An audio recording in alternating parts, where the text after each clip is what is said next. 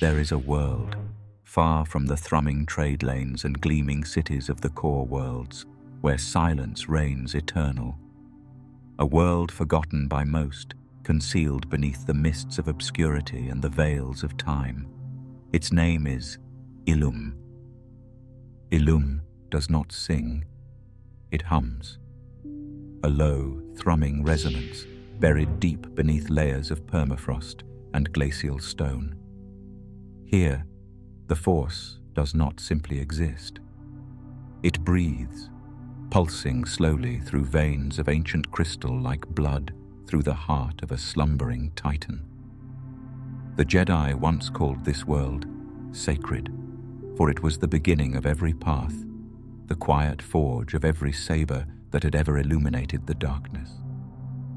From orbit, Ilum appears as a pale wound against the void, white, weathered, and rimmed with fractures where its crust strains against what lies beneath. Storms swirl endlessly across its surface, driven by unseen hands. They whisper across jagged peaks, carrying with them the echoes of countless generations who walked this path in silence, heads bowed, souls bared. At the center of this frozen planet lies the Crystal Heart, a cavern hollowed by time and touched by something older than the Jedi themselves. No structure marks its presence. No tower breaks the horizon. One finds it only by surrendering. The journey is not guided by maps, but by meditation, instinct, and the faint pull of resonance that thrums just beyond the edge of hearing. To step inside the core is to enter a cathedral not built by hands. Great walls of glacial ice rise in vaulted arcs, their surfaces veined with living light. Embedded within are kyber crystals, enormous, luminous, and still. They pulse faintly, each with a rhythm unique unto itself, like the heartbeats of sleeping stars. Some glow violet, others blue, green, or white, colors not chosen, but revealed. The cavern responds to presence. It does not speak in words, but in sensations, in warmth or cold, in clarity or confusion.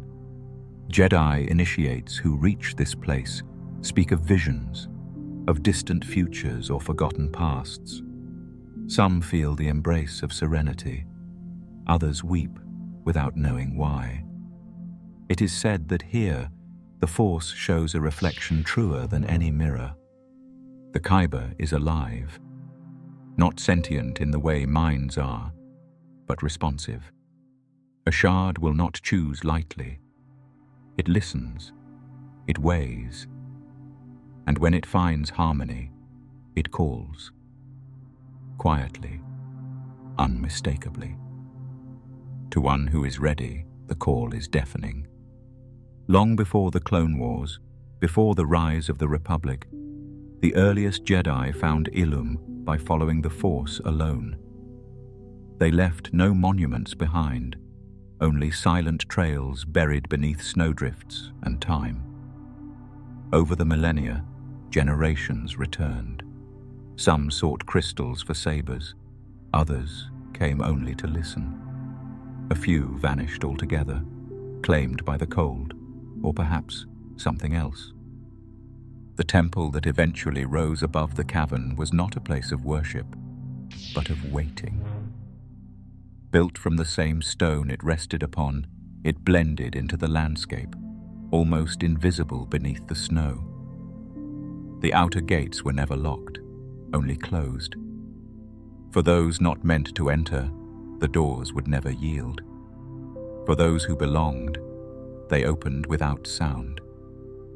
Inside, the walls were etched with symbols from across the ages, glyphs older than the Republic, markings passed down from Jedi who lived and died long before Holocrons bore their names. These carvings were not teachings, but reminders. A blade may protect or destroy. Power may serve or enslave. The crystal decides nothing, The wielder decides all. Ilum's orbit carries it through long cycles of shadow and light. There are times when the sun does not rise for weeks, when the cavern glows only from within, casting elongated shadows that seem to drift of their own accord. And yet, there is no fear here, only stillness. But stillness does not mean safety. Over centuries, rumors gathered like frost, of miners who tried to extract the Kyber for profit and vanished, of soldiers who marched into the caves and were turned around, their memories muddled. Ilum repels what does not belong, and in this it remains unbroken. For now, the Jedi, guardians of peace and seekers of harmony, forged their most intimate tools from this place. Each lightsaber born on Ilum carried not just power, but purpose, a piece of the planet's enduring truth. And so, through the frozen breath of ancient air, through crystalline corridors and echoes of distant hums, the Jedi found their clarity. Not in conquest, not in doctrine, but in resonance. For within Ilum's heart, there lies no throne, no banner, no declaration of supremacy. Only light, quiet, waiting. And deep within the ice, a truth that hums through the Force, unchanged across generations. The light does not shout. It whispers. They say the ice remembers. And beneath Ilum's breathless stillness, it waits. Long after the last glow of Kyber faded behind us in the frozen depths, after the hum of the crystal heart grew still, we ascend, slowly, toward the surface. But this return is no retreat. It is the beginning of another journey, one carved not in stone, but in spirit. Here, above the great chambers of light, the wind speaks in hushes, and the snow falls with ancient purpose. Somewhere beyond the storm-wrapped ridges, young footsteps disturb the silence. A new generation has come, not to conquer, but to be tested. The Jedi called it the Gathering, a rite of passage woven into the very marrow of the Order. It was not taught in classrooms, nor spoken of loudly in temple halls. It was a tradition passed in quiet tones, shared between masters and Padawans when the time was right, when a youngling had grown into something just shy of ready. Each came with a question in their heart, and Ilum, in its infinite cold, offered an answer. The journey began at the edge of a wind-swept plateau, an empty expanse of white and ice-draped stone. A ship would arrive, touch down without fanfare, and depart again in silence, leaving the initiates alone with the mountain path ahead. No guides, no map, only the whisper of snow beneath boots and the whisper of the Force within. This was their crucible. The path wound upwards, flanked by ridges so tall they cut the sky.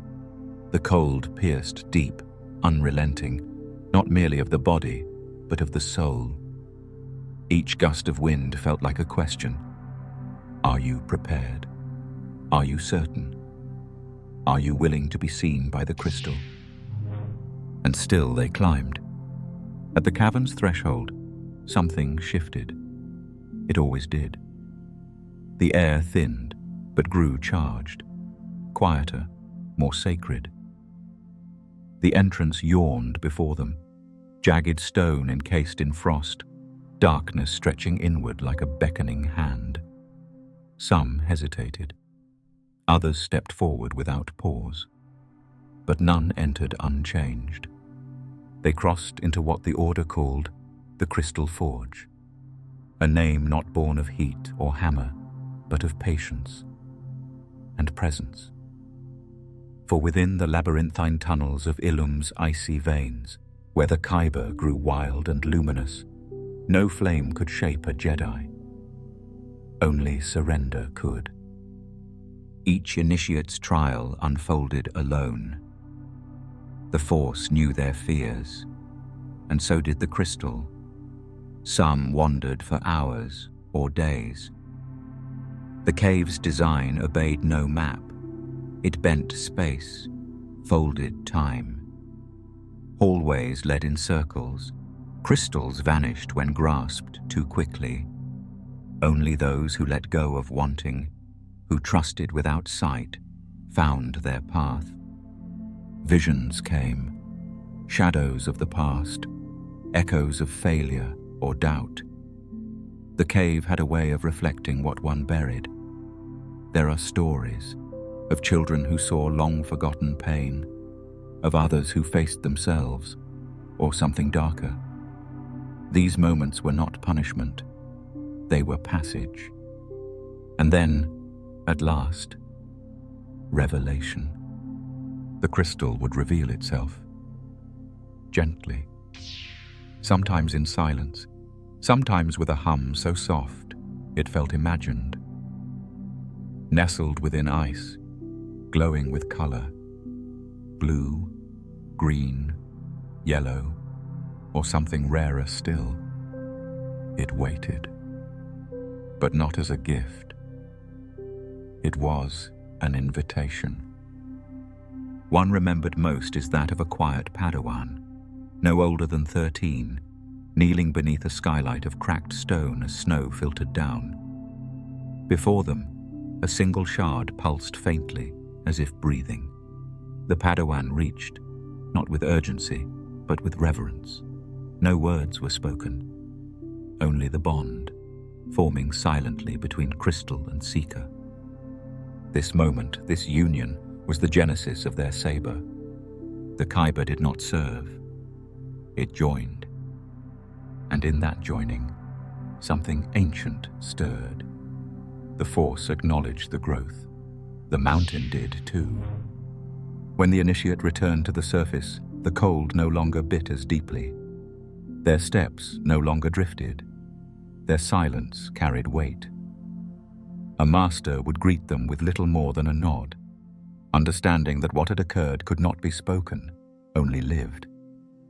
In time, the saber would be built. Under the careful eye of Huyang, the droid historian, older than the temple itself, the youngling would give form to what the forge had revealed. But long before emitter or hilt, the heart had already been shaped, and Ilum remembered it. Even now, with the temple long gone and the caverns darkened by war, echoes of the forge remain. Whispers in the ice, crystals still humming in deep slumber. Waiting, always waiting, for those who are ready to kneel without fear. For in the cold silence of Ilum, strength is not shouted, it is chosen. The whispers of old rites faded, and in their place came the thunder of marching steel. Once, Ilum had been sanctuary, its frozen silence broken only by the soft hum of Kyber calling to the young and the worthy. But time is not kind to sanctuaries. Beneath the surface of every sacred thing lies the potential for desecration, if one is bold or cruel enough to dig deep enough. Long after the Jedi were scattered and the temple corridors on Jedha were choked with ash, Ilum remained, watched. Hidden in plain sight, its wounds sealed beneath snowdrifts. But the dark remembered. And it came not with fire, but with drills and charts and quiet plans etched into command tables in shadowed war rooms. It began under the Empire, when whispers of Kyber's potential for destruction were no longer heresy, but policy. Vast quantities were stripped from Ilum's heart, funneled into secret vaults and redirected toward the Death Star's genesis. But the world itself, the body of Ilum, the bones of its cold majesty, remained. Scarred, yes. Hollowed, yes. But breathing still, The First Order would finish what the Empire had begun, not by removing the crystals, but by burrowing into the planet's marrow and weaponizing the entire world. Ilum became a carcass forged into a cannon. Massive trenches were carved into its crust, slicing through crystal veins that once sang with the Force. These glowing arteries, now exposed to the void, pulsed with distorted energy, their resonance twisted into something alien and volatile. Where once young Jedi knelt in silence before living shards, now machines harvested resonance patterns for calibration. Temples were flattened, caves collapsed. The natural lattice of Ilum's crystalline core was caged in magnetic scaffolding. The light was not shattered in a single moment. It fractured slowly. Each decision, each borehole, each calculated scar marking the slow death of a holy world. And then came ignition. They did not call it Ilum anymore. They called it Starkiller Base, a name chosen not in reverence but in mockery of legacy. It did not orbit like other weapons. It waited, rooted. Its maw pointed towards stars, drawing from them life itself. Sunlight consumed, frozen into deathlight. When it fired for the first time, the sky tore open. Worlds blinked out like embers drowned in snow. The Force did not scream. It went silent. Witnesses spoke of horizons bending, of the sky bleeding into itself as if the galaxy had exhaled in despair. Ice fields cracked and lifted like plates of shattered glass. Obsidian pylons rose where temple entrances had once stood, ringed in red lights, humming with caged fury. The mountain peaks of Ilum, once draped in gentle frost, now steamed with latent radiation and crusted metal. Few recognized the world beneath the weapon. Fewer still remembered its name. But not all memory had faded. Among scattered Jedi texts, those that survived fire, empire, and time, Ilum was never just a planet. It was a teacher. And in death, it taught still. It taught that light, when corrupted, does not vanish. It reflects back in distorted forms. That the Force, when twisted, still flows. Just no longer with clarity. The Kyber veins still hummed. No longer in harmony, but in anguish. Their resonance altered, but present. Like a voice crying beneath ice too thick to break. Resistance spies risked their lives to confirm it. Ilum was the base. Its coordinates matched.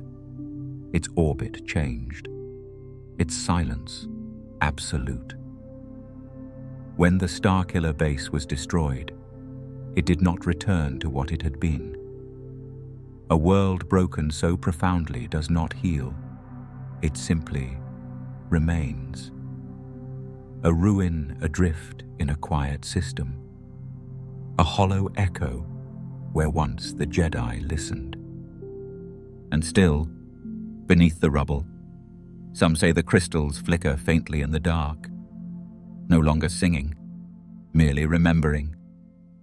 From the cold silence of a corrupted sanctuary, our journey now drifts to one long buried beneath stone and sand. Not in the unknown regions, but on the fractured face of Jedha, where ancient shrines still whisper through the dust, and pilgrims seek wisdom etched in forgotten walls. When Ilum fell silent beneath the boots of conquerors, the current of the Force shifted, but it did not fade.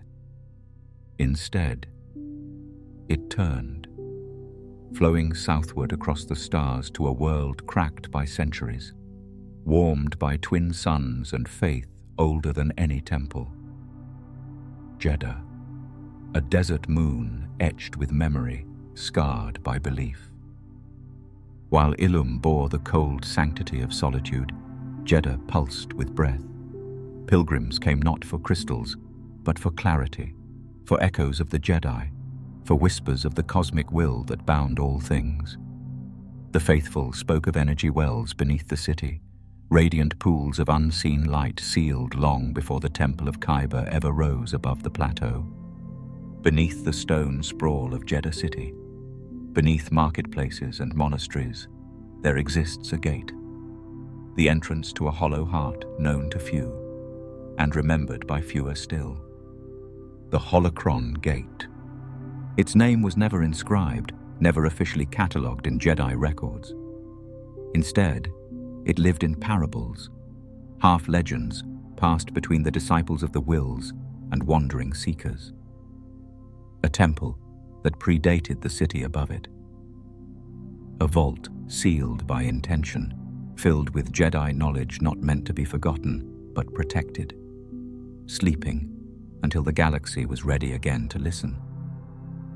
The pilgrims came as whispers came, drawn by signs, dreams, relics found buried in drifted dunes, small cubes of etched metal that pulsed to the touch, bearing glyphs that only glowed in the presence of calm minds. Holocrons untouched by time. They pointed, it was said, not to knowledge, but to place. Those who followed the signs found themselves in an unmarked district of the city, near the crumbled edge of a once grand plaza. Between walls collapsed from tremors long past, a stairwell descends, not carved, but revealed, as if the sand itself had remembered the shape of something it once buried. Its steps choke with dust, the air dry with static, tinged faintly with incense burned centuries before. At the base, the gate awaits. No door, no barrier, just a shift in the stone. One wall ends, and another begins, made of black-veined rock, smooth as glass, etched with concentric circles that pulse faintly when touched. Glyphs spiral out from a central point, spinning slowly like stars across the surface of a still lake. Those who reach it speak of visions, fleeting, fragmented, beautiful. A Jedi Knight from another age, speaking in a tongue they do not know, but somehow understand. A battlefield turned to garden, a child raising a hand and stilling the wind. Lessons not told, but felt. Memories pressed into crystal, replayed for open hearts. Few ever reach the chamber beyond the gate. It is said the vault only opens when the seeker brings no intention but truth. Not power, not legacy, only clarity. Those who step forward with ambition find only silence. But the worthy, the empty-handed and steady-minded, find themselves within a chamber unlike any known to the Jedi Order. A sanctum shaped like a dome turned inward, where walls curve not toward the ceiling, but toward the mind. Holocrons hover in still suspension, drifting slowly through the air like lanterns on a gentle sea. They emit no hum, only a warmth, like remembered fire. Each visitor sees only what they are meant to, a lesson from a master long past, a meditation once taught in the Ossus archives, a fragment of prophecy spoken in starlight and sealed in crystal. The chamber chooses what is shown, and then it forgets. Over the centuries, as war scorched the stars and temples were razed, the gate remained undisturbed. The Empire never found it. Perhaps it never looked. Perhaps it sensed what lay within and feared it. Even after the city was shattered and its skyline scarred, the stairwell still waits beneath the rubble. The gate still breathes, glyphs flickering faintly beneath a new crust of ash. And pilgrims still come. They come not for certainty, but for direction, for a voice not of command, but of memory. In a galaxy drowning in noise, the Holocron gate remains a whisper, inviting only those quiet enough to hear. As pilgrims gather and desert winds rise, our path now turns outward, into the sun-bleached wastes beyond Jedha's broken walls, toward forgotten structures half buried in dune and shadow, where the sand keeps stories no city dares claim. Beyond the broken sanctuaries of Jedha City, where sandstone walls crumble and the sky runs wide and blue, the desert swells with silence.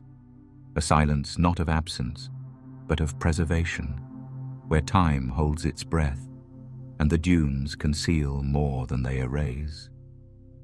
From the whispered shadows of the Holocron gate, we drift farther, into the outer expanse known as the Fenyehan stretch. Few maps mark it. Fewer still walk its wind-swept paths willingly. But those who do and who know where to look may find more than stone and sand. They may find echoes of the earliest Jedi pilgrims who came to Jedha long before cities rose, when the moon was sacred not for its people, but for its place in the Force. Here, in the scorched cradle of the Fenyehan ruins, lie remnants of temples long forgotten, swallowed by centuries and the ever-moving tide of sand. To an untrained eye, they appear as no more than sun-burned stone ridges jutting from the earth.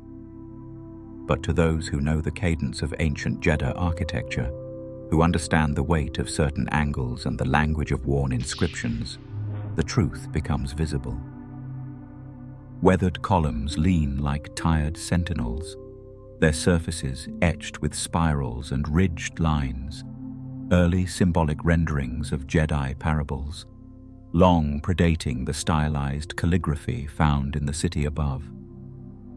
Their meanings are layered, abstract. A flame that dances in reverse, a star caught between two moons, a path that forks but joins again. Scholars believe they tell of balance, not between light and dark, but between knowing and unknowing.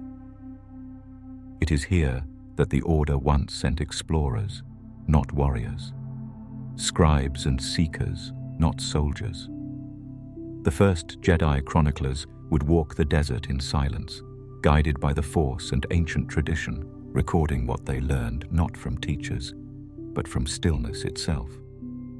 Archaeological expeditions have uncovered long-buried alcoves, carved directly into cliffside ridges.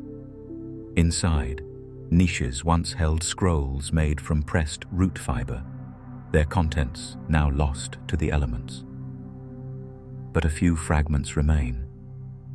Texts scrawled in crude Orabesh, meditations believed to predate even the Jedi Code. They speak of the Force as breath, as pattern, as song. Some describe the act of listening to the Force, not using it, of surrendering the self so entirely that the galaxy becomes one's voice. And yet, for all its serenity, the Fenyehan desert does not always welcome. The wind here is sharp, rising in sudden fits, as though something buried resists being uncovered.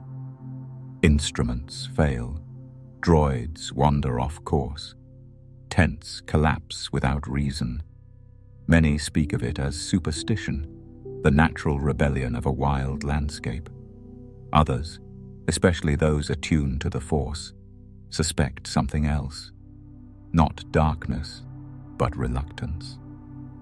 The land itself protecting knowledge not yet meant for rediscovery. Still, the excavation continues. A research outpost now clings to the edge of the largest dig site, its walls reinforced against the ever-shifting dunes. Within, archaeologists pore over every glyph, every carved relief, each piece of stone like a line in a forgotten scripture. They scan, translate, and preserve, chasing context, seeking meaning. But what they often find instead is perspective. For buried deep beneath one crumbling hall, beneath a floor of shattered quartz and sand-slicked tiles, was found a single intact relief, a mural carved into a curved wall. It depicts no battles, no victories, no Jedi in heroic stances. Only a figure seated cross-legged, hands resting on knees, surrounded by an unbroken circle of stars. Above it, one simple phrase, repeated over and over: "What is still becomes known." Scholars continue to argue its meaning. Was it a lesson for initiates, a coded prophecy, a guiding principle of early Force mysticism? Or was it simply a reminder that some truths cannot be forced, only found? As the sun sets behind the dunes and the researchers light low, flickering lanterns beneath the bones of old temples, the desert grows quiet again. And in that hush, the wind carries something softer than words.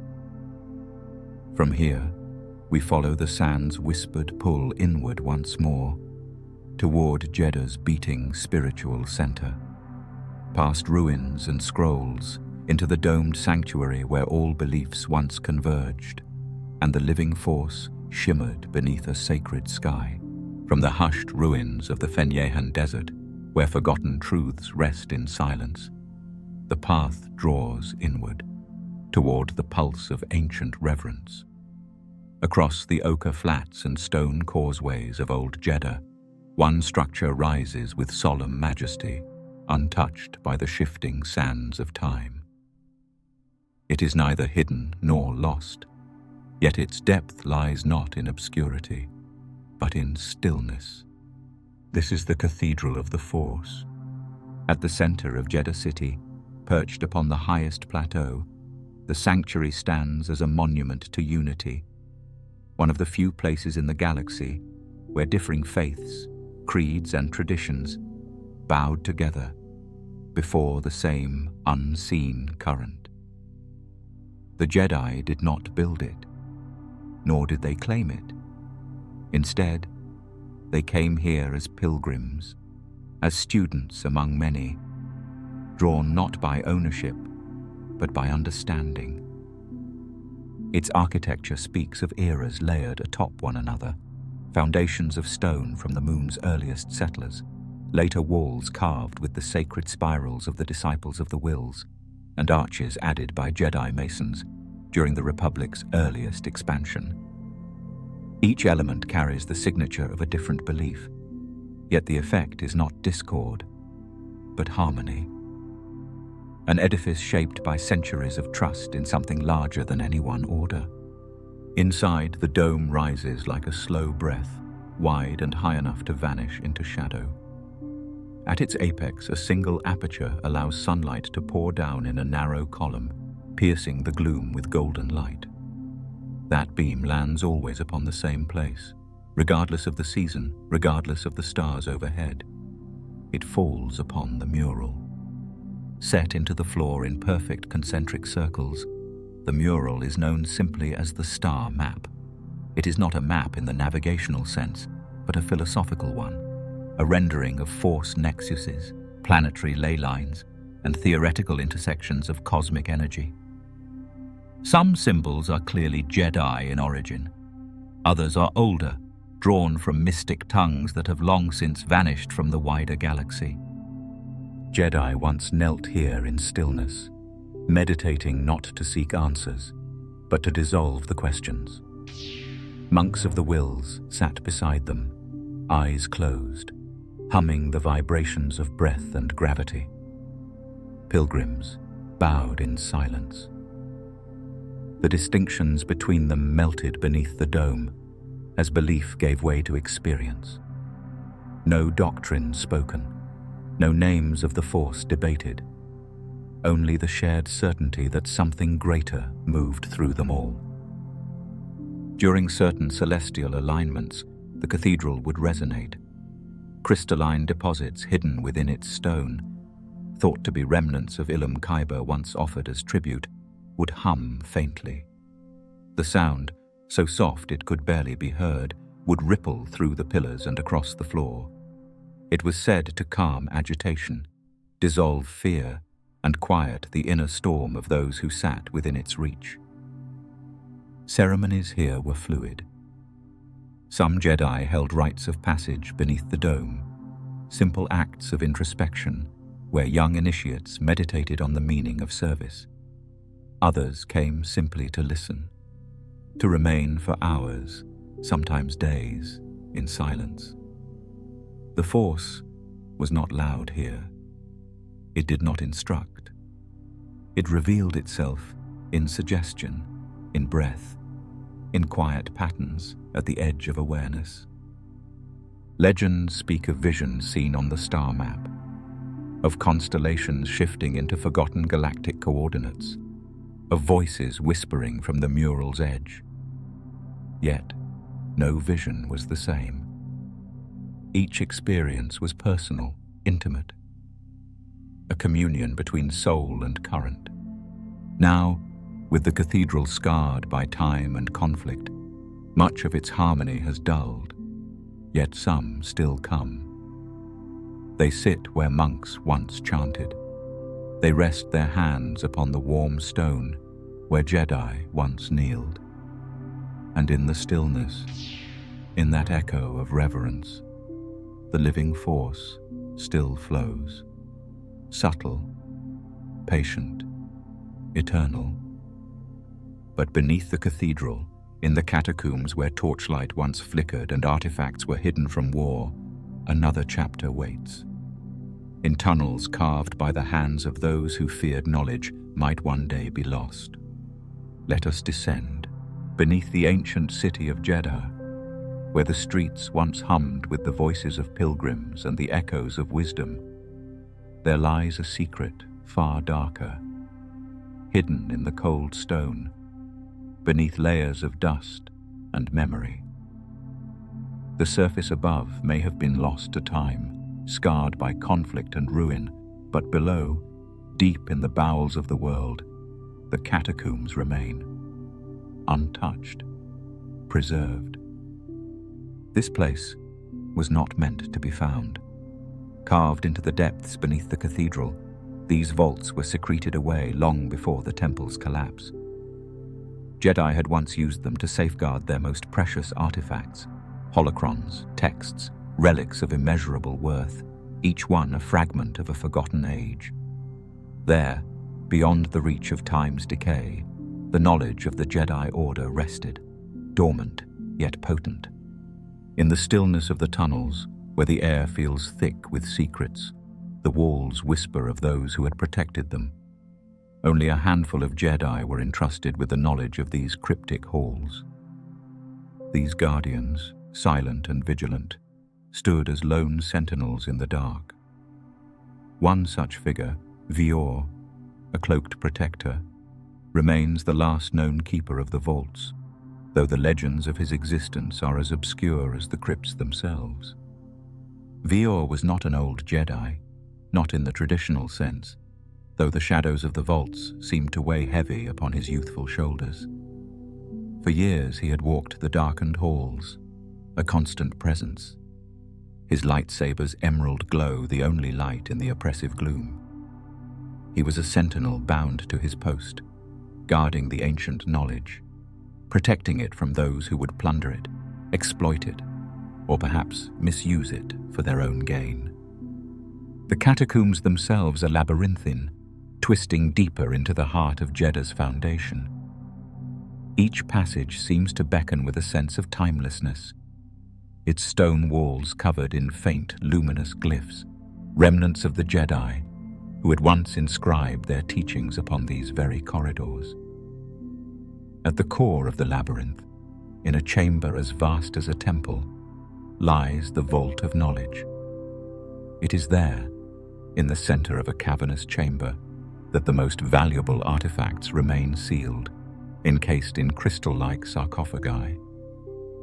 Yet it is not the vaults themselves that make this place so treacherous. It is the looters.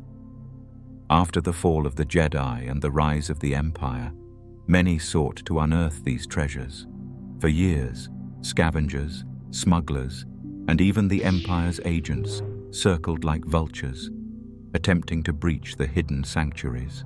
They came in waves, each more desperate than the last, determined to break through the ancient defenses. Vior's watchful gaze never faltered. The flicker of his lightsaber, glowing in the dark, was always his warning. He had seen the shadows shift too many times, felt the vibrations of the earth as they crept closer, desperate for the secrets within. The Guardian's blade would flash through the blackness like a streak of lightning, fending off those who dared to enter. The saber hummed as it sliced through the damp air, lighting the cold, darkened passageways in its wake. On nights when the cold winds howled through the tunnels, carrying with them the ghosts of the past, Vior would stand guard in the heart of the vault, his blade at the ready. In those moments, when no sound but the whisper of his breath and the distant rumble of the desert could be heard, it was as though time itself had stopped. The light of the lightsaber reflected off the vault's dark walls, casting jagged, shifting shadows.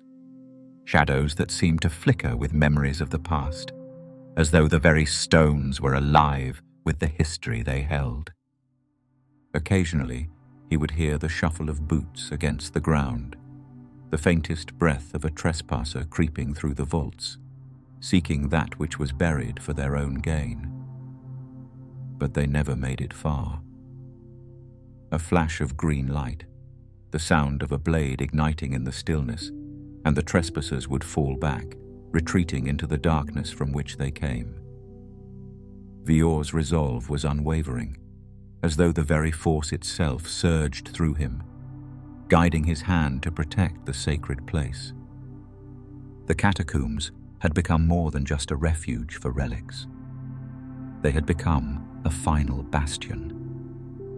And while the world above crumbled, this place, in its silence, endured. As the years passed, the last of the pilgrims abandoned their quest for the knowledge hidden beneath Jedha. The catacombs, like the Force, remained both a sanctuary and a mystery. What was lost in the waking world still slumbered below, untouched, though the light of the Jedi had long since faded from it. Even Vior, ever the Guardian, became a spectre of another time, a whisper on the wind. But somewhere, in the forgotten depths, the vaults of Jedha wait. And in those dark corridors, there is still one sentinel, still one final watchman who guards the ancient knowledge. Now we must leave the shadows of the vaults, for the world of Jedha is not all silence and stillness. There are forces that move, like the rising tide, that will change the fate of this world and its sacred shrines. The sands of Jedha had settled over the ancient city, but under the crushing weight of Imperial occupation, the once sacred temple grounds became a battlefield. The echoes of the past were drowned beneath the boots of stormtroopers and the cold ambitions of the Empire. The temple, built atop a buried Holocron vault, had stood for centuries, a beacon for Jedi and pilgrims. But to the Empire, it was not a shrine. It was a treasure trove of dangerous secrets, ripe for exploitation. When the Emperor's agents came to Jedha, their goal was clear: to seize the vaults beneath the temple, once a place of Jedi teachings, now a commodity to be mined. Stormtroopers arrived like a relentless tide, their armored feet marching with precision. Banners bearing the Imperial crest draped over pedestals where Holocrons had once rested, mocking the sanctity of the space. They poured into the catacombs, tearing through ancient corridors with technology designed to crack open the Jedi's guarded knowledge. Holocrons, fragile, luminous cubes, were taken, shattered, or stolen, their light dimming in the hands of those who sought control. But amidst this Imperial onslaught, one Jedi refused to let the knowledge be consumed so easily. Master Miri Isan, a historian and scholar, had been entrusted with one final mission before the temple fell. Though no warrior, her skill in the Force allowed her to evade the Imperial forces as they looted the sacred halls. As the Empire's grip tightened, Miri knew her time was running out. The Jedi manuscripts contained knowledge too dangerous to fall into Imperial hands, but rescuing them was no easy task. The temple vault was swarming with stormtroopers, and every corner was a potential threat. With the Force as her guide, Miri moved silently through crumbling passages. The hum of distant blasters echoed through the walls. Though the presence of stormtroopers weighed heavily on her mind, it was not fear that drove her. It was purpose. Finally, she reached the heart of the vault. The last of the Holocrons still glowed faintly in the dim light. But the scene before her was grim. Stormtroopers had already ransacked the central chamber. Broken pedestals littered the floor. The once beautiful Holocrons, shattered and scattered like lost fragments of a forgotten world. Miri's heart raced as she stepped forward, her fingers brushing against the worn edges of the scrolls, the last of the Jedi teachings that had survived the Purge. The stormtroopers had no interest in these manuscripts. They were not the glittering prizes they sought. But to Miri, they were priceless, more valuable than the Holocrons themselves. With a steady breath, Miri lifted the scrolls, feeling the weight of history in her hands. The Empire may have believed they could destroy the Jedi, wipe them from existence, but this knowledge would not be so easily extinguished. She ignited her lightsaber, its soft blue glow illuminating the dark vault. Just as she turned to leave, the sound of boots clanging echoed through the hall. Stormtroopers had discovered her. There was no time to lose. With the Force flowing through her, Miri moved swiftly, slipping into the shadows, every movement guided by the Force. The catacombs seemed endless, and the stormtroopers were relentless. But Miri did what she had been trained to do. She reached out with the Force, creating a tremor that shook the walls of the catacombs. In the chaos, the stormtroopers scattered, leaving her a brief window of escape. It was enough. Miri made her way to the surface, her heart pounding as stormtroopers pursued. Her connection to the Force gave her strength, and she emerged from the depths of the temple, victorious, for now. She had saved the knowledge of the Jedi. But the Empire was far from done. The siege of Jedha had only just begun. With the sacred scrolls clutched in her hands, Miri disappeared into the desolate streets of Jedha, knowing her mission was far from over. The fight for knowledge, both dark and light, was still to be waged. On Ilum, the air was thick with whispers, fleeting as the winds that howled through the caverns. Legends spoke of a secret hidden deep within the frozen heart of the planet, a gateway to the world between worlds. Pilgrims had sought it for centuries, drawn not by the sacred Kyber crystals or Jedi rites of Ilum, but by something more elusive, a faint pulse in the Force that beckoned only the most dedicated seekers. Some believed Ilum was the key to unlocking that hidden truth. The entrance, if it existed, lay within an ice-lined alcove deep beneath the planet's surface. It was here, in the deepest recesses of the frozen world, that the Force hummed with an ancient energy. Few had ventured into these untouched halls, and even fewer had returned. But the allure of the unknown, of glimpsing something beyond time and space, was too great for some.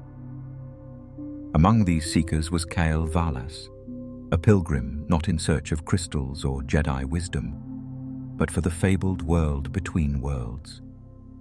He had heard the rumors, cryptic tales of those who ventured into the depths of the caverns, and returned with stories of a shimmering vortex of light, where time itself appeared to warp and twist. As Kael descended into the dark caves, the air grew colder, the walls slick with ice. The glow of his lantern flickered weakly, barely piercing the oppressive darkness. His footsteps echoed in the silence, a rhythmic tapping that felt too loud. The cavern stretched on, a labyrinth of jagged rock and frozen crystal. The deeper he went, the more the force shifted around him, as though time itself was bending. Legends swirled in his mind. Pilgrims before him spoke of a vortex, a place where the past and future collided in a tempest of light and shadow. Some said it was a portal, a way to glimpse or even alter the course of events. Others warned of its cost, a price too high to pay. Kael's heart raced as he reached the cavern's deepest chamber. There, hidden beneath centuries of ice, the air shimmered. For a moment, he thought it was his imagination, but as he stepped closer, the temperature dropped further. His breath misted before him. Before him, in the heart of the cavern, stood the swirling vortex of light. It was unlike anything Kael had ever seen. The vortex wasn't just light. It was a world in motion, a cascade of colors twisting in impossible patterns.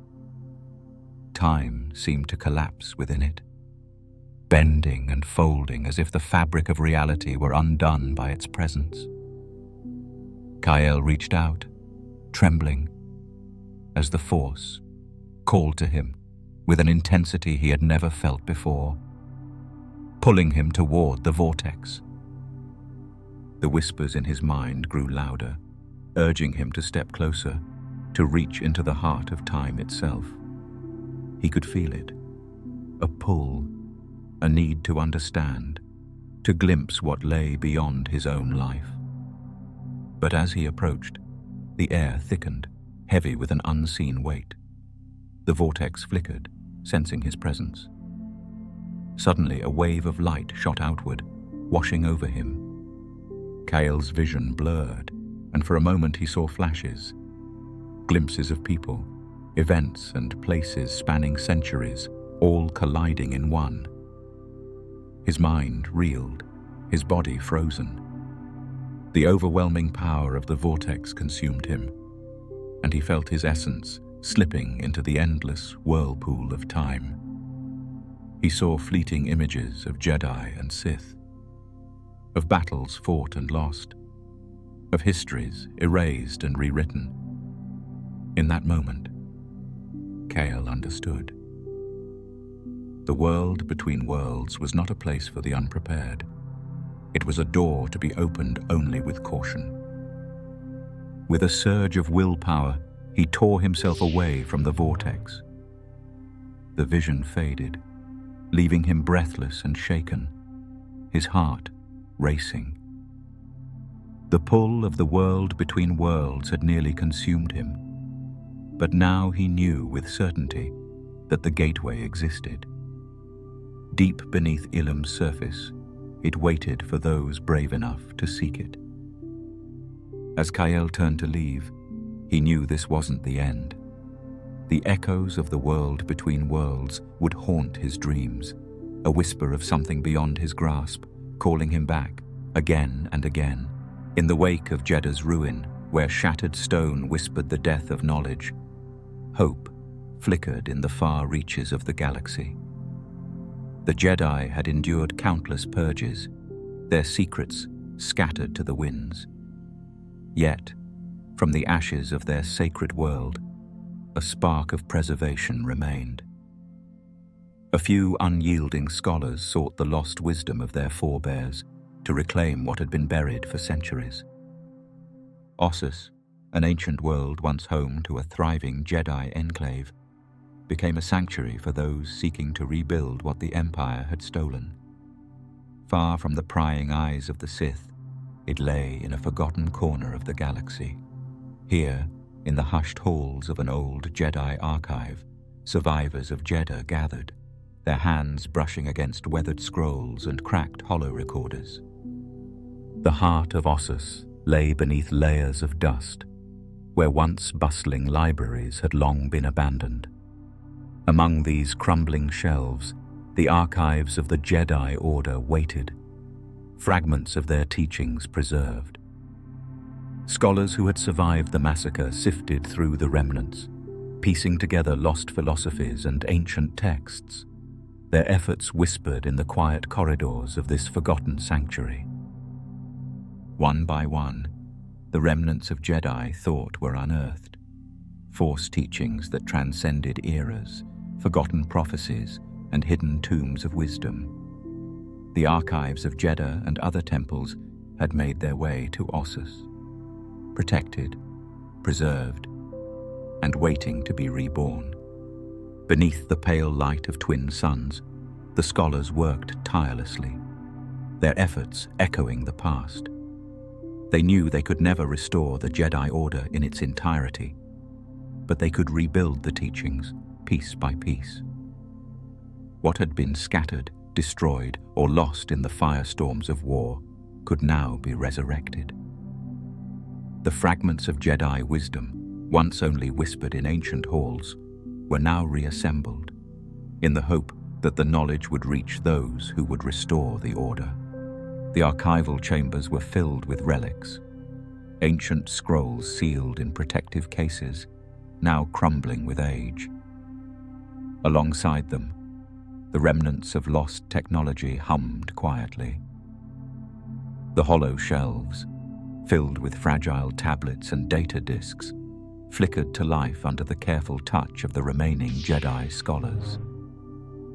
The fragile edges of these artifacts spoke of an era when Jedi knowledge flourished, bringing peace to a tumultuous galaxy.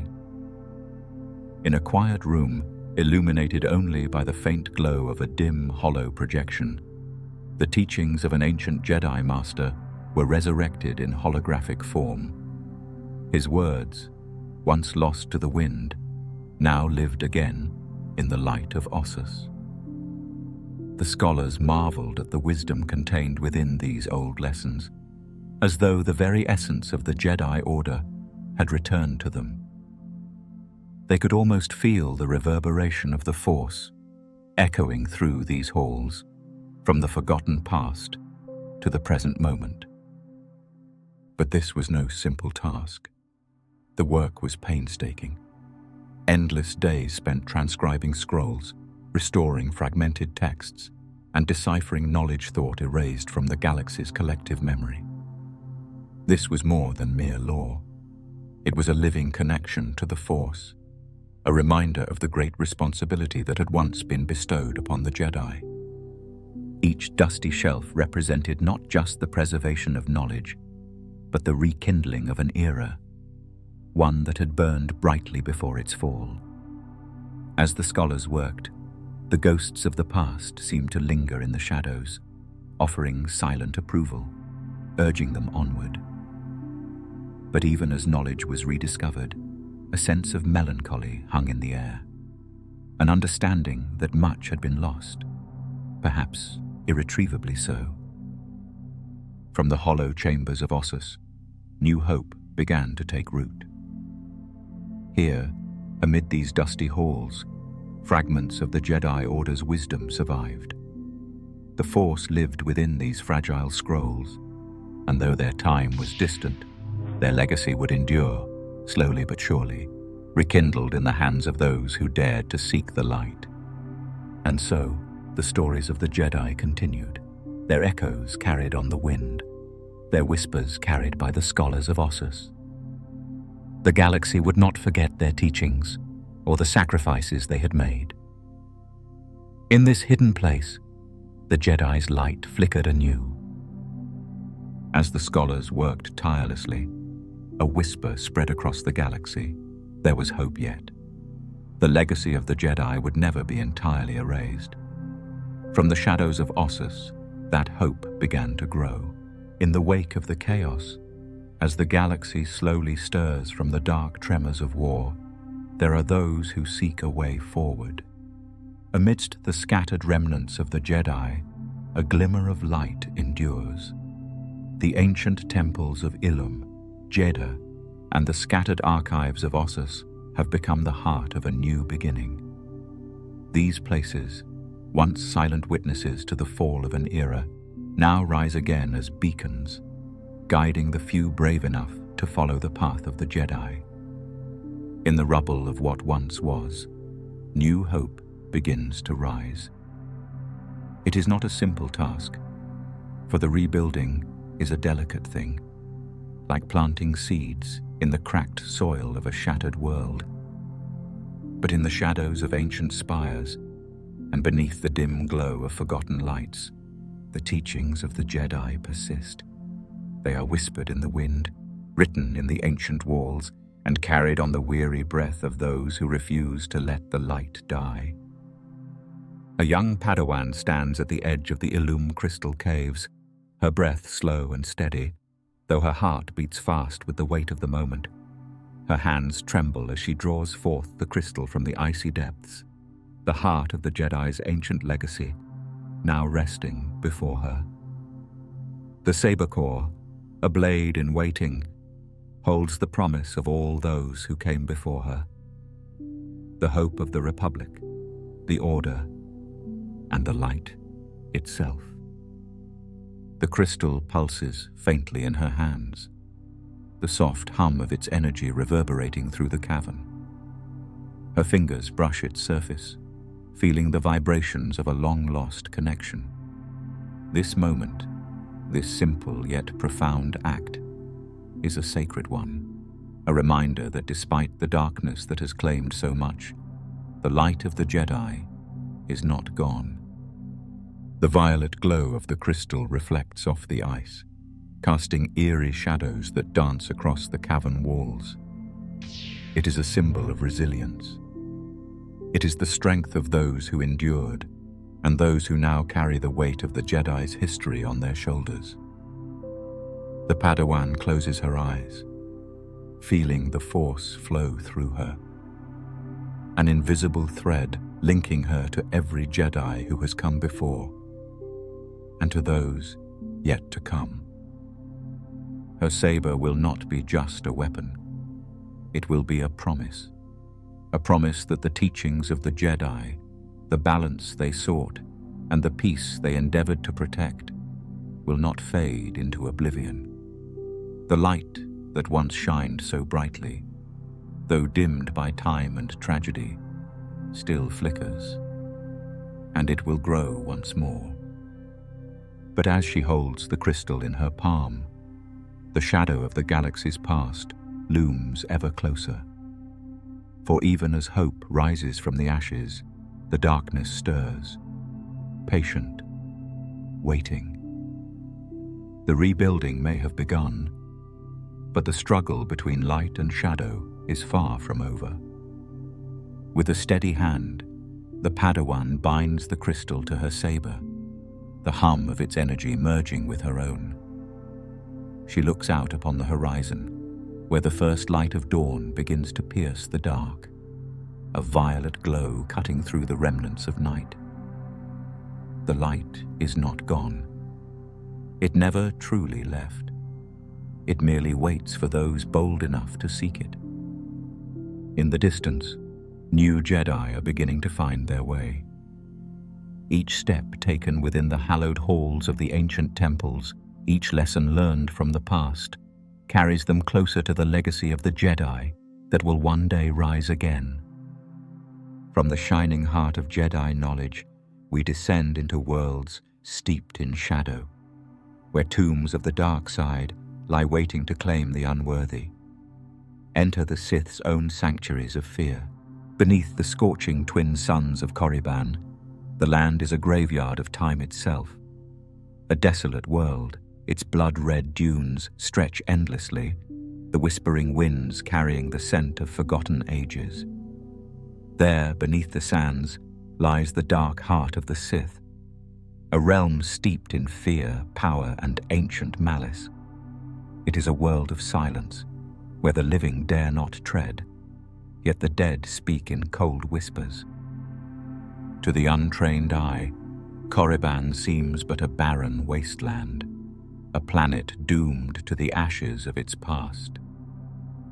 But those who know the truth, the archaeologists, the seekers of forbidden knowledge, Recognize the subtle signs, the way the very earth pulses with hidden power. For beneath the surface, the tombs of the Sith Lords lie buried, waiting to be unearthed by those bold enough to disturb them.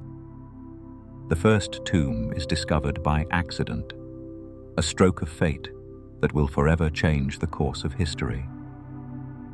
A group of archaeologists, drawn by whispers of a forgotten civilization, find themselves standing on the precipice of a world that should have remained hidden. Their hands tremble as they dig into the deep, shifting sands, pulling from the earth the remnants of something far darker than they ever imagined. As the sand falls away, a jagged spire emerges, crowned with the mark of the ancient Sith. The tomb, long buried, has stood the test of time, its very structure defying the passage of millennia. The stone is worn, etched with symbols that no longer make sense to the living. Yet beneath the dust and decay, the power of the Sith remains palpable, emanating from the very walls of the crypt. The archaeologists stand frozen, staring at the monolithic structure that looms before them. The wind howls around them, carrying with it the faintest whispers, voices long silenced, but not forgotten. It is as if the tomb itself is alive, aware of their presence, waiting for them to make the fatal mistake of disturbing its ancient secrets. One by one they enter the tomb, their lights cutting through the oppressive darkness. The walls are lined with carvings of long-forgotten Sith Lords, their faces twisted in eternal fury. The air is thick with the weight of centuries, the lingering malice of those who once ruled with terror. It is here, in these hallowed chambers, that the true power of the Sith resides. As they venture deeper into the bowels of the tomb, they come upon relics, dark, twisted objects that seem to hum with a power that chills the soul. Sith artifacts, forbidden and dangerous, litter the chamber floor. The archaeologists, driven by a thirst for knowledge, cannot resist. They reach out, touching the cursed relics, unaware of the price they will soon pay. With each step they take, the shadows grow longer, the air thicker with the stench of the past. The tomb seems to close in around them, as if the very walls are alive, shifting and watching. And then the ground trembles. A deep, low hum fills the air, and the once still tomb begins to stir. The dead are waking. The first archaeologist falls. His scream echoes through the dark halls, swallowed by the oppressive silence of the tomb.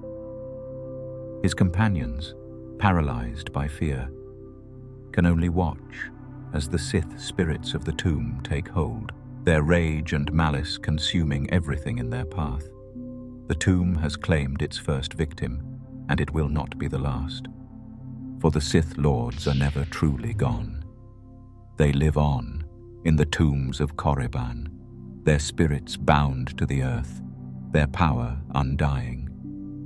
And those who dare to uncover their secrets will pay the price. As the tomb claims more victims, the rest of the archaeologists flee, leaving behind their discoveries, their dreams of glory shattered by the dark power that lurks beneath Korriban's sands. But the tombs remain, waiting. And though the archaeologists have failed, the call of Korriban will never cease, for there are always those who will seek the dark knowledge hidden within. From the blood-soaked sands of Korriban, we now venture deeper into the Sith's forsaken legacy. In the Valley of the Dark Lords, ancient spirits still whisper, and the air is thick with the remnants of untold power.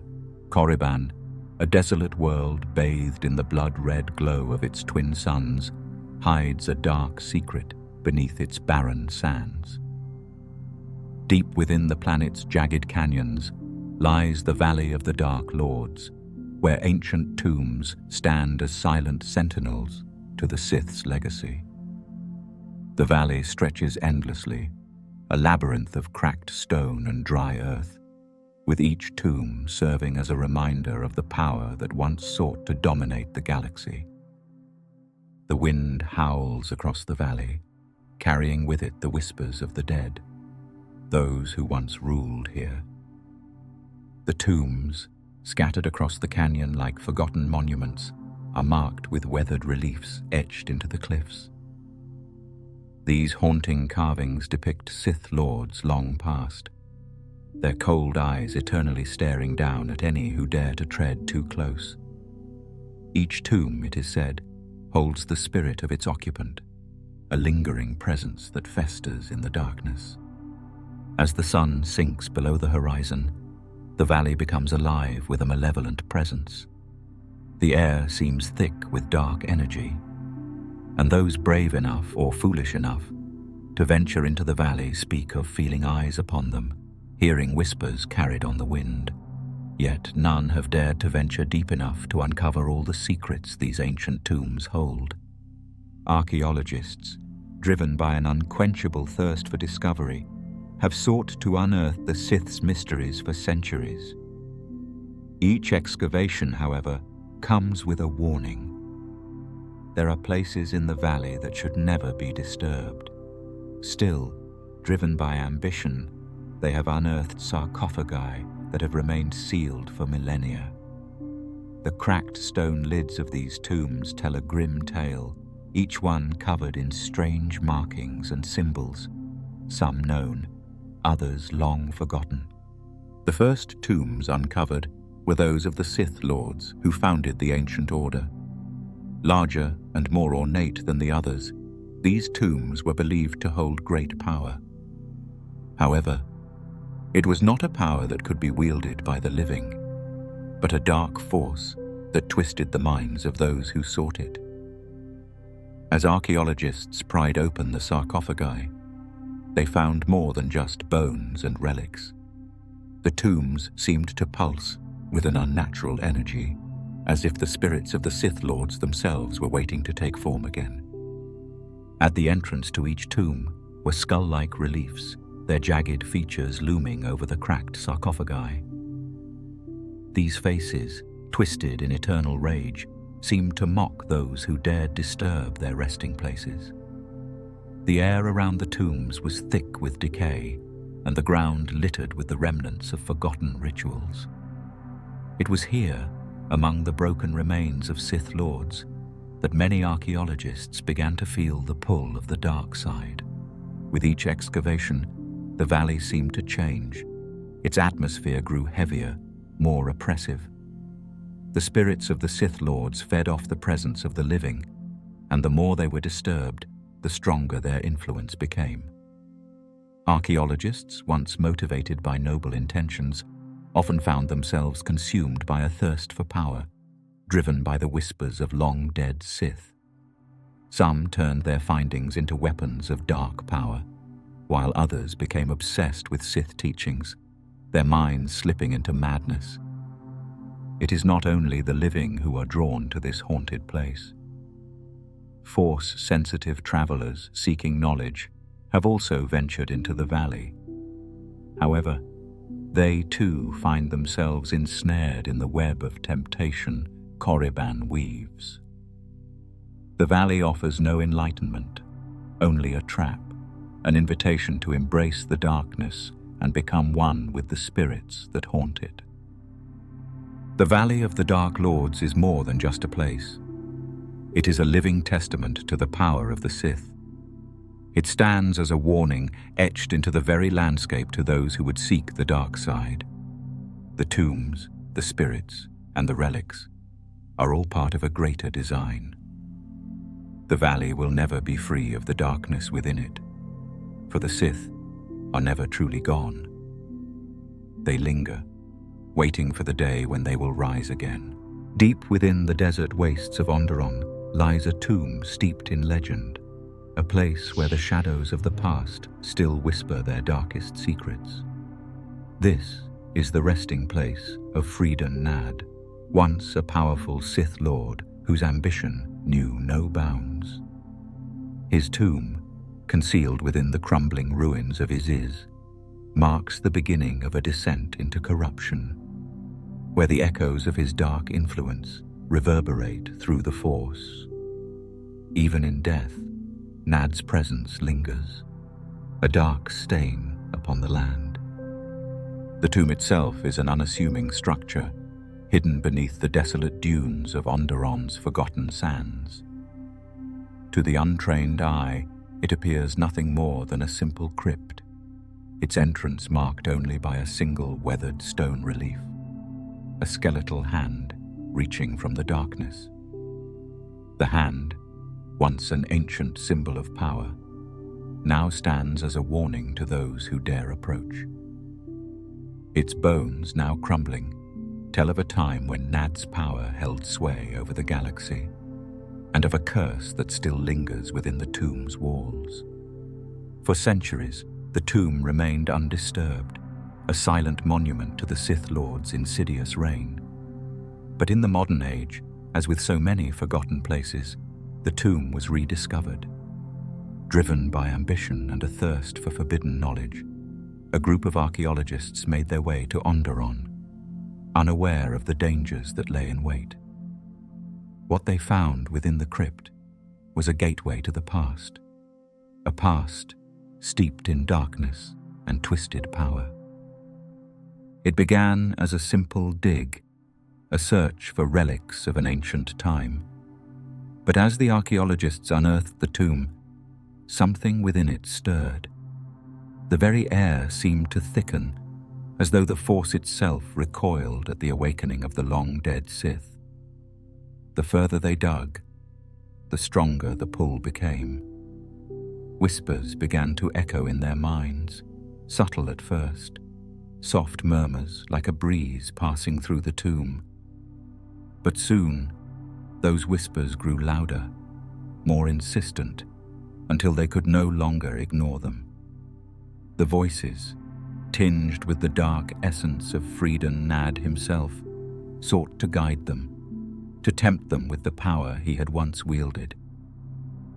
Nadd's tomb was not simply a resting place. It was a prison, a trap for the unwary, set by the Sith Lord himself in the final days of his reign. In life, Nadd had dabbled in forbidden rituals, pushing the boundaries of the dark side until it consumed him. In death, his spirit lingered, bound to the crypt by the very powers he had invoked. The archaeologists soon realized that they had unearthed not just a tomb, but a relic of corruption, an object of such malevolent power that even the strongest minds were no match for it. As the tomb was uncovered, the skeletal hand, once carved in stone, now seemed to reach out toward the intruders. The dark energy emanating from the crypt was palpable, a suffocating presence that seemed to drag at the hearts of those who came too close. The air grew cold, and a strange fog crept from the depths of the tomb, swirling like a living thing. Those who had ventured too far were the first to feel the touch of Nadd's influence. Some fell to madness, their minds unraveling under the weight of the dark side's call. Others were driven to violence, consumed by a hunger for the power that Nadd's whispers promised. The tomb was not just a resting place, it was a test, a trial of will meant to break those who dared disturb its sanctity. Nadd had made his final mark on the galaxy, not with his body, but with the legacy of corruption that he had left behind. The whispers never ceased, and the tomb itself seemed to pulse with the dark energy of the Sith. It was as though Nadd's very soul had fused with the stone, a twisted force that sought to claim all who dared to enter. In the end, the archaeologists' efforts proved futile. Their excavation only further awakened the dark power that had lain dormant for so long. One by one, they succumbed to the tomb's curse, their fates sealed by the same whispers that had enticed them in the first place. The tomb of Freedom Nadd stands as a monument to the dangers of seeking forbidden knowledge, a reminder that some forces are better left undisturbed. As the tomb once again sank into the sands, the skeletal hand remained, a symbol of Nadd's lasting influence. The whispers still echo from within, a faint reminder that, even in death, the dark side remains ever present, waiting to ensnare the next foolhardy soul who dares to listen. Beneath the scorched skies of Korriban lies a place where the very foundations of the Sith Order were forged, an academy of the dark side. Here, Sith acolytes were trained in the ways of the Force, their lessons steeped in bloodshed and ambition. The academy, now little more than a crumbling ruin, stands as a testament to the unchecked hunger for power that once consumed its halls. In its prime, the academy was a formidable structure, its towering spires casting long shadows over the valley below. The air was thick with the stench of ambition as apprentices honed their skills in the art of the dark side. Lightsabers clashed in the courtyards, and the harsh commands of Sith masters echoed through the corridors. But all of that is gone now. The once proud institution lies in ruins, its walls crumbling under the weight of time and neglect. The halls, once filled with the sound of frantic footsteps and the hum of training blades, are now silent. Yet, even in its desolation, the academy has not forgotten its purpose. The very air seems to pulse with the energy of those who once walked its halls. In the deepest chambers, the ghosts of the past still linger, their presence felt in the faint hum of an unseen lightsaber or the soft scrape of boots across ancient stone floors. The ruins are haunted by the echoes of long-dead acolytes, their spirits trapped within the very walls where they were once shaped into instruments of the dark side. The training grounds are littered with the remnants of their failed ambitions. Broken holocrons, discarded relics, and shattered weapons strewn across the collapsed lecture dais. These once prized objects of knowledge now lie forgotten, their secrets locked away in the rubble. Some say the Holocrons still pulse with dark energy, as though the spirits of the Sith themselves are trapped within, waiting for the right soul to unlock their forbidden teachings. The academy was a place where only the strongest survived. It was a crucible, a trial that pushed its acolytes to their limits and beyond. Those who failed were cast aside, their bodies and spirits discarded in favor of the next generation of Sith. The academy itself was built upon a foundation of ruthless ambition, and its purpose was clear: to forge the Sith Lords who would one day rule the galaxy. In the end, the academy's collapse came not from an external force, but from within. Betrayal, infighting, and the dark ambitions of its leaders tore the institution apart. The Sith, ever consumed by their desire for power, turned on each other in a brutal war that left the academy in ruins. The blood of the fallen stained the very stones of the academy, and the echoes of their struggles still reverberate through the halls. Now, only the ghosts remain, ghosts of those who perished in the pursuit of power, their names lost to time, but their spirits never truly gone. The ruins stand as a dark monument to their ambition, a place where the line between life and death is blurred, and where the legacy of the Sith endures.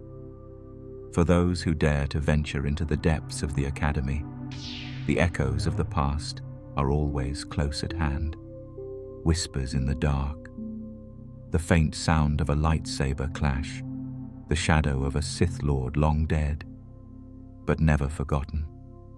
The once great Sith Academy is no more, but its dark influence remains. The ruins stand as a chilling reminder of the price paid for power, a testament to the dangers of embracing the dark side. For as long as the Academy's ruins stand, the spirits of the Sith acolytes will remain, trapped in their endless cycle of ambition, betrayal, and death. The halls may be empty, but the darkness within them endures, waiting for the next soul to cross its threshold. Beneath the blood-red sands of Korriban lies a hidden sanctuary, a place of dark ritual and forbidden power, the deep Citadel of Moraband. Carved into the very bones of the planet, this ancient fortress remains shrouded in secrecy, its existence known only to those who have dared to seek the darkest corners of Sith lore. Here, in the deep, labyrinthine halls, the Sith practiced their most twisted rites, their thirst for power fueled by the sinister energy of bleeding kyber crystals. The Citadel's design is as much a part of its purpose as the rituals conducted within. Dark, oppressive, and endless, the corridors seem to stretch into infinity, winding deeper into the heart of Moraband's crust. The walls are carved from the very stone of the planet itself, black as night and slick with the malice that festers within.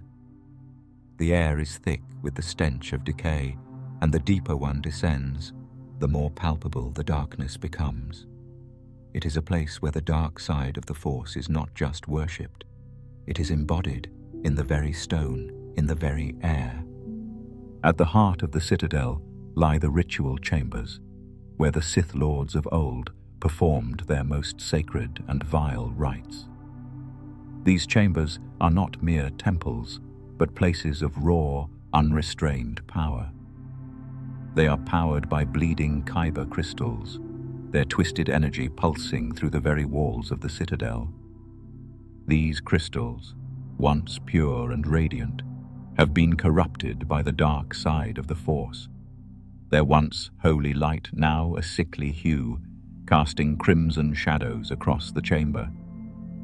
The rituals conducted here were of a terrible nature, rites that sought to control life and death, to bend the very fabric of the Force to the will of the Sith.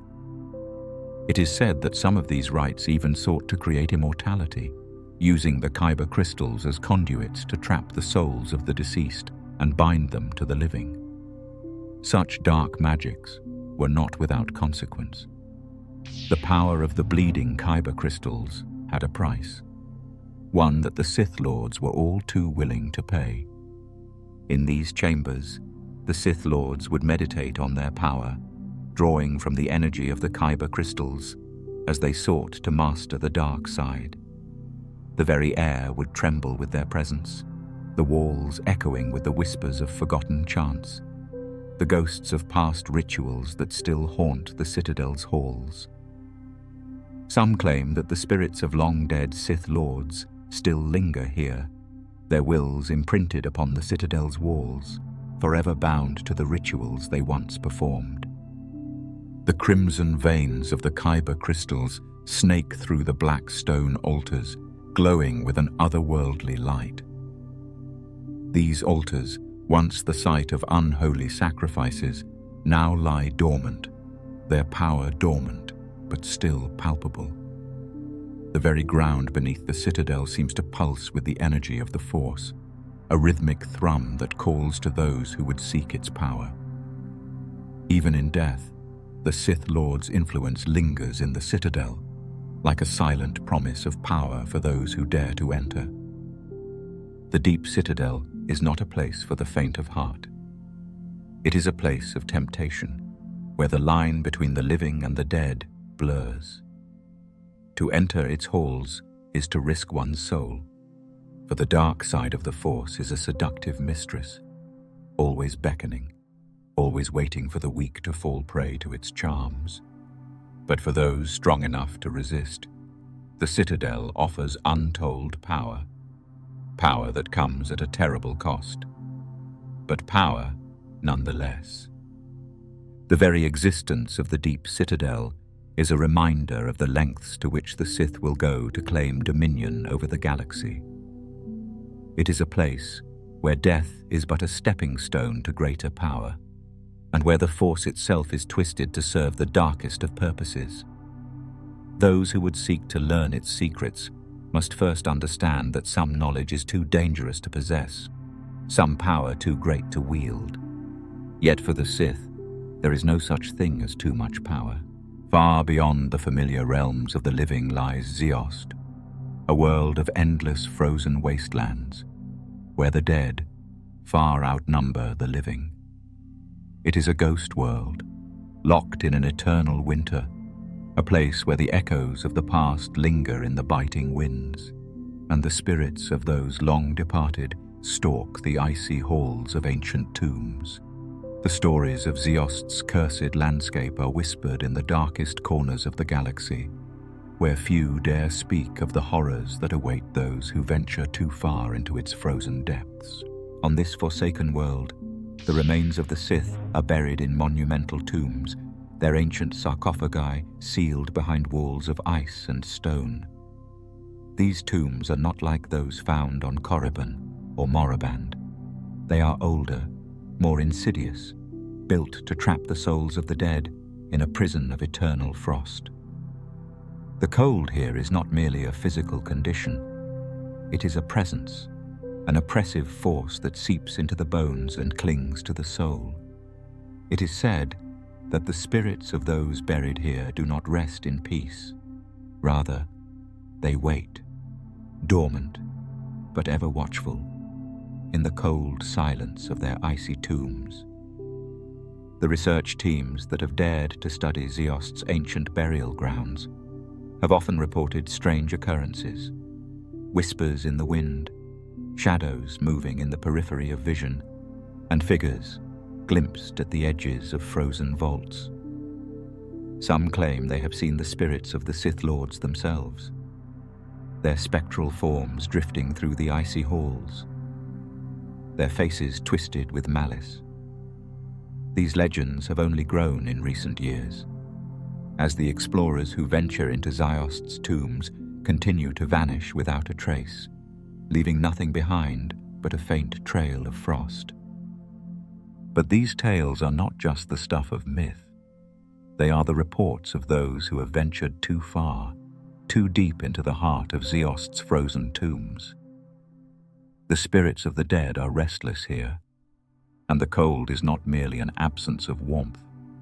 It is a presence, a living thing that cradles the spirits in its icy embrace. The tombs themselves seem to stretch on forever, endless vaults of frost-bound sarcophagi that line a glacier hall with no end. The walls are slick with frost, the air thick with a chill that numbs the senses, and the only sound that echoes through the halls is the soft crunch of boots on frozen stone. Each sarcophagus is a monument to the Sith Lords who once called Ziost home. They are not ordinary tombs, but vessels of dark power designed to trap the spirits of the dead within the icy walls of their eternal prison. Legends tell that the spirits of these Sith Lords can never leave, bound forever to their tombs by the power of the dark side. It is said that those who linger too long within the tombs will begin to hear their voices, whispers in the wind, calling them deeper into the ice. For many who have ventured into Ziost's tombs, these whispers are the last sound they ever hear. The spirits of the dead, trapped for millennia in their frozen prisons, are not kind. They are malevolent, their rage and hatred feeding off the souls of the living. The tombs are not just burial sites.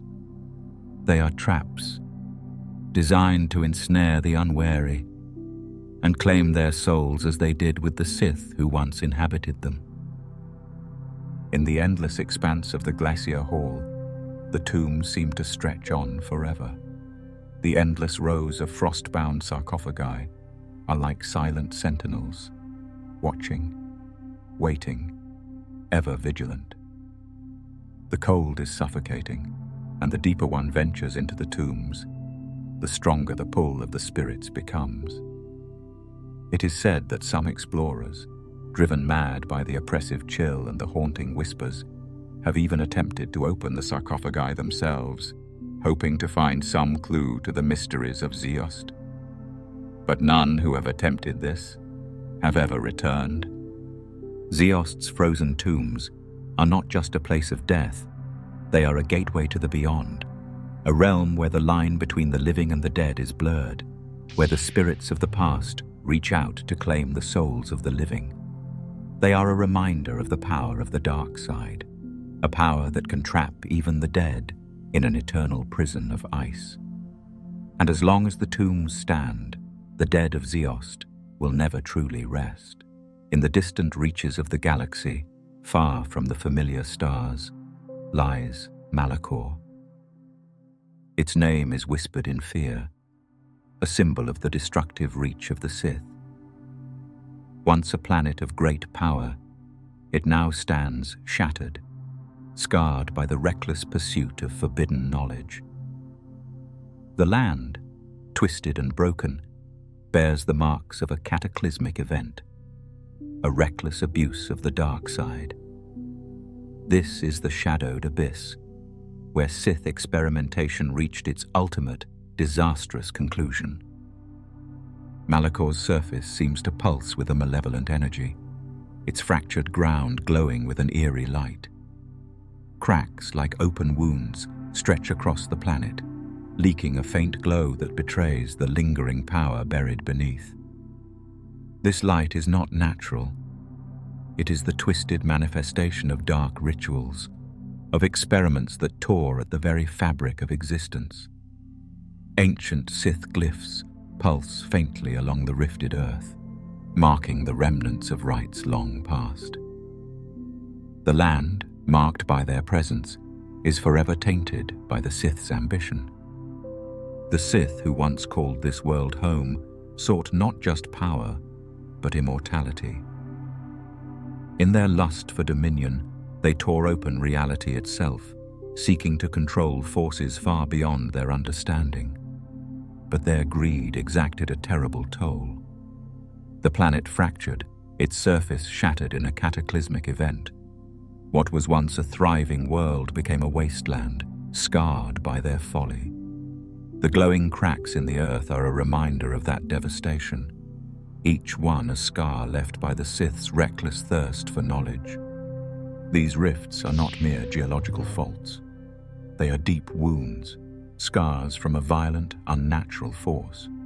The dark energy still emanates from the depths of the planet, a malevolent presence that warps both space and time. The glyphs, carved long ago, continue to pulse, as though alive with the malice of the Sith Lords who created them. They are not just symbols, they are remnants of power, reminders of the dark side's dangerous allure. Malachor's energy is not passive. It moves. It shifts. Those who approach the rifts are drawn into its grasp, disoriented by the strange force that distorts reality itself. The ground seems to shift underfoot, the air thick with an oppressive, almost sentient presence. It is as though the planet itself is watching, waiting for the next victim to wander too close. For those attuned to the Force, the weight of the dark side is overwhelming, as if the planet itself is alive with the power of the Sith. Some who have ventured into the rifts claim to have seen things, visions of the past, of Sith Lords performing their dark rituals. Others hear whispers, faint and insidious, urging them deeper into the darkness. The very land seems to echo with these ancient voices, calling out to those who would listen. But the price of curiosity is high. Those who linger too long may find themselves ensnared by the dark energy, trapped in an endless cycle of illusion and distortion. The Sith's legacy is not just written in the history books. It lingers in the very fabric of reality itself. The rituals performed on Malachor were not mere experiments. They were an attempt to transcend life and death, to break free from the natural limitations of the flesh.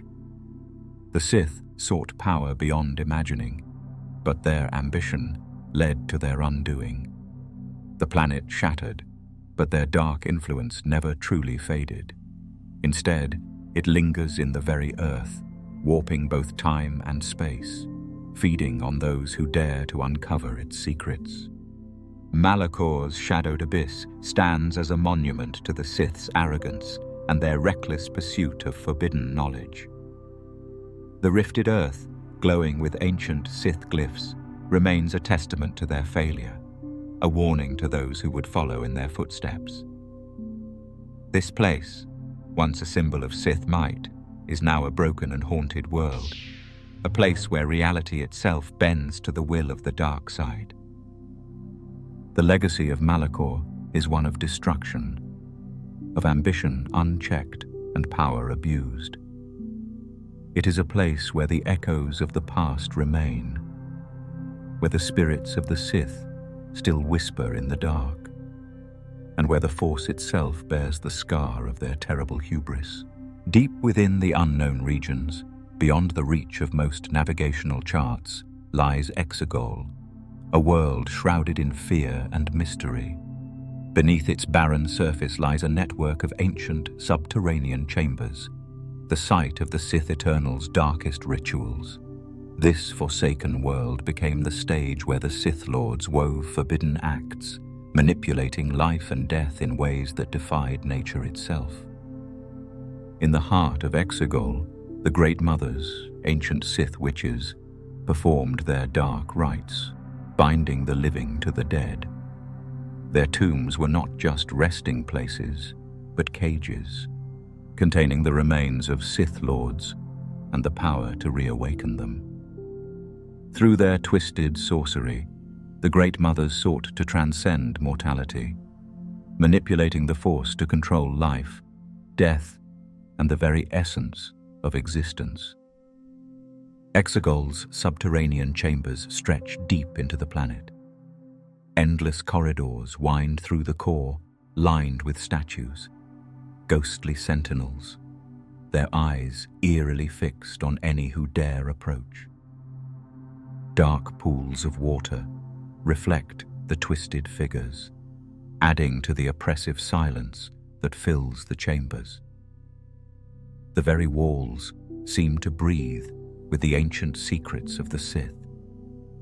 Within these depths, the Sith Eternal devised their most insidious plans, binding the spirits of their fallen leaders to the tombs that would hold their essence forever. The Great Mother's tombs were not mere graves. They were nexuses of dark power. Each tomb, a shrine, drew upon the dark side to channel life from the dead. Through forbidden rituals, the Great Mothers trapped the souls of the Sith Lords, creating a twisted form of immortality. The dark energies surrounding these tombs pressed heavily on those who neared, tightening around them like an invisible vice.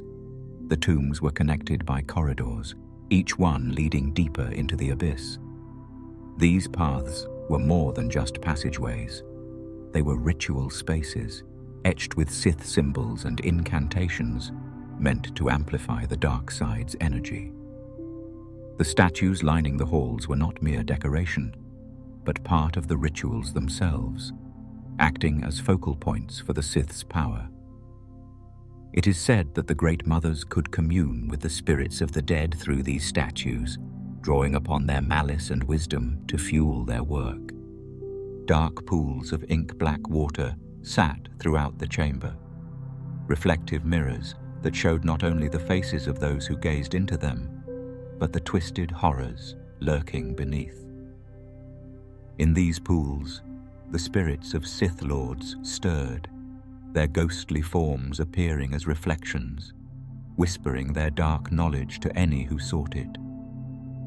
These dark pools were used by the Great Mothers to draw power and insight from the spirits, amplifying their dark rituals. The air of Exegol seemed thick with the weight of the dead, a constant reminder of the price of immortality. Exegol was not just a place of death, but also a place of twisted rebirth. The Great Mothers sought to bring back the fallen, not as they were, but as vessels for the dark side's will. The tombs that dotted Exegol's surface were not merely graves. They were prisons meant to hold the spirits of the Sith Lords for eternity, preserving their malevolent power within the stone walls. Exegol's hidden chamber stands as a grim monument to the Sith Eternal's mastery over death. The Great Mother's dark rituals, performed with their statues and dark pools, cast an unending shadow over the chamber. It is a place where life and death are eternally entwined, a testament to the Sith's obsession with eternal life. Their work left an indelible mark on Exegol, a world where the dead never truly rest, and where the darkest corners of the Sith legacy linger, waiting for those bold enough to unearth its secrets. Among the most forbidden relics of the Sith are the Holocrons, crystals of dark power, ancient knowledge preserved in a form that can only be accessed by those attuned to the dark side of the Force.